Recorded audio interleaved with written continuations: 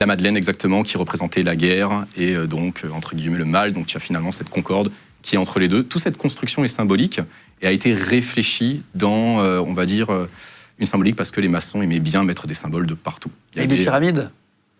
Des pyramides, alors, il y a toujours le mythe avec les Illuminati. Ouais, il n'y a rien dans la franc-maçonnerie, à part le delta réunionnant, qui traduit un idéal maçonnique, si tu veux. Voilà, le delta, c'est un symbole qui a été emprunté au christianisme. C'est tout simplement le symbole de la Trinité chrétienne. Le Père, le Fils et le Saint-Esprit. Ça vient de là, d'accord ? Tu regardes même dans des églises, dans des vieilles églises, il y a encore ce symbole-là qui est visible. Le christianisme a perdu en fait tous ces symboles-là après un certain édit. Et donc, c'est pour ça que dans les vieilles églises, tu vois encore des symboles qui sont, tu dirais maçonniques, mais qui en fait qui ont été empruntés du christianisme. Les francs-maçons pratiqueraient des rituels avec des sacrifices d'animaux. Alors, quand tu vas sur des sites un peu, parfois, voilà, tu tombes là-dessus, tu as déjà dû voir d'ailleurs, j'imagine, ce genre de truc.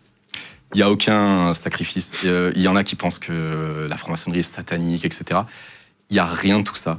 Par contre, il y a beaucoup de gens qui ont écrit beaucoup de choses là-dessus, parce que ça fait vendre des parutions, parce que ça crée un mythe, parce que ça fascine les gens.